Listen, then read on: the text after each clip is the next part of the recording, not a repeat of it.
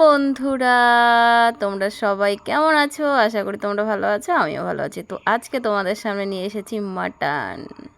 তো আজকে আমি রান্না করছি উনুনে। তো দেখো পরপর কি করছি আমি, দেখো আমি আমার মতো করে করেছি আর কি। যাই হোক, তো গ্যাসে রান্না করি, তো আজকে উনুনে করছি। উনুনের টেস্টটা একটু অন্যরকমই হয়। তো আমি আলুটা ভেজে নিলাম।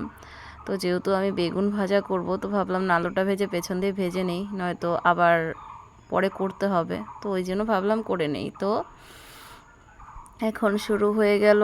বেগুন ভাজা হয়ে গেছে, নামিয়ে নিয়েছি। এখন আমি তেল দিয়েছি, তেলের মধ্যে আমি তেজপাতা দিয়ে দিয়েছি। এখন পরিমাণ মতো পেঁয়াজ কুচি দিয়ে দেব, পেঁয়াজ কুচি।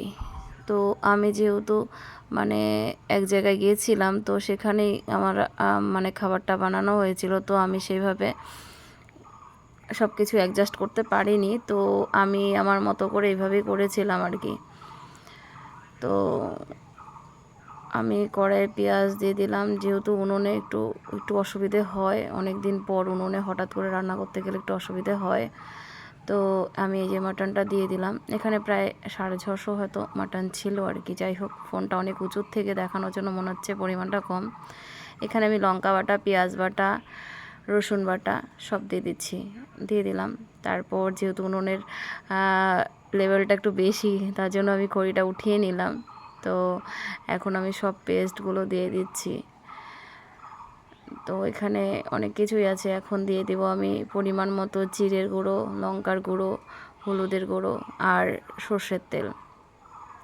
যেহেতু আমি আগে এটাকে সব অ্যাডজাস্ট করিনি, কারণ ওই যে বললাম কোথাও একটা গিয়েছিলাম, তো সেখানে এটা হয়েছিল খাবারটা আমরা, তো সেখানেই বানানো হয়েছিল। তো আমি ভাবলাম না এটা তোমাদের সঙ্গে শেয়ার করি, যে উনুনেও রান্না করতে পারি আমি। আগে করেছি, বাট এখন করি না। তো কেমন হয়েছে তোমরা একটু লাস্টে কমেন্টে কিন্তু অবশ্যই জানাবে। আমি কিন্তু পরিমাণ মতো সব কিছু দিয়ে দিচ্ছি, যা যা লাগবে। পরিমাণ তো লবণ, জিরার গুঁড়ো, হলুদের গুঁড়ো সব দিয়ে দিচ্ছি আর কি, যা যা লাগবে। তোমরা তো জানোই কী কী লাগে, তো তাও আমি দিয়ে দিচ্ছি। তারপর তেল দিয়ে দিলাম। যেহেতু আমি সব এক জায়গায় করে আগে মেখে নিইনি, তো আমি এখানেই সম্পূর্ণটা কড়াই দিয়ে দিচ্ছি, কারণ ইচ্ছে করছিল না সব এক জায়গায় করে করতে। তো এজন্য এক জায়গায় করেই নিলাম, আমি সব এইভাবেই করে নিচ্ছি। আমার যখন শর্টকাট রান্না হয় তখন আমি এইভাবেই করে নিই। তো এই দেখো সব অ্যাডজাস্ট করে নিচ্ছি। এই দেখো আমি কিন্তু উঠিয়ে নিলাম। এখন শুধু জাস্ট কালারটা দেখো কি সুন্দর হয়েছে। তো আমি এখন দিয়ে দিচ্ছি গোটা রসুন। কে কে ভালোবাসো? তো গোটা রসুন দিয়ে দিচ্ছি। দিয়ে যেহেতু মাংসটা মোটামুটি সেদ্ধ হয়ে এসেছে, তো আমি গোটা রসুনটা দিয়ে দিচ্ছি। যদি প্রথমে দিতাম তো গোটা রসুনটা একদম মেলে যেত, ভালো হতো না।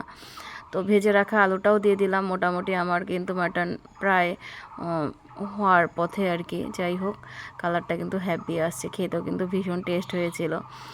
তো এত সুন্দর হয়েছে মানে বলার মতন। অনেক দিন পরে হঠাৎ উনুনে রান্না করলাম, তো বেশ ভালোই লাগলো, খারাপ লাগেনি, কিন্তু গরমটা বেশি ছিল। তো আমি কিন্তু এখানে জল অ্যাড করছি, ঝোল দিয়ে দিচ্ছি। তার কারণ আমি এখানে গরম জল ইউজ করছি, নয়তো মাংসতে না ঠান্ডা জলটা ইউজ করলে বেশি ভালো লাগে না। তো আমি সম্ভবত গরম জলটাই বেশি ইউজ করি।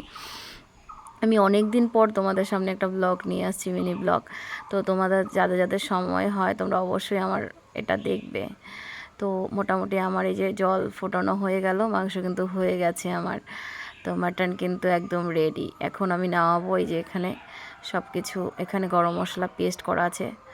তো এই যে দেখো আমি হালকা ঝোল রেখেছি, অল্প, বেশি না, অল্প রেখেছি। তো আমার কিন্তু মোটামুটি হয়ে গেছে মাটন। তোমাদের কার কার এইভাবে তোমরা রান্না করো অবশ্যই কমেন্টে জানাবে। এই টেন টেন টেন।